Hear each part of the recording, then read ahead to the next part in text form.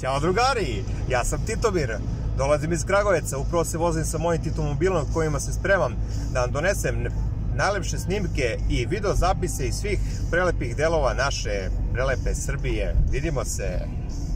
Sebi želim još da kažem da sam izuzetan adrenalinski zavisnik. Ovih dana se spremam zapravo da skačem prvi put u životu padobran. Kako će biti, vidjet ćemo. Mislim da će biti prilično strašno jer sam se dosta uplašio kad sam probao neku ludoriju s izbacivanjem sedišta u krateru u Beču. Ti sam osobe koji jednostavno sedne u avion, nađe neki low cost i poseti neku nepoznatu zemlju kad ima za to mogućnosti i naravno novca. A što se tiče mog društva, obišli smo veliki deo Srbije i mogu vam reći da živimo u nevjerojatnoj zemlji. To je jedan pravi neotkriveni dragulj koji zaista treba pokazati svetu. A inače moje društvo se zove Vitezovi okruglog roštilja, tako da znate na kraju svakog putovanja šta nam sledi. Pozdrav i vidimo se. Ćao!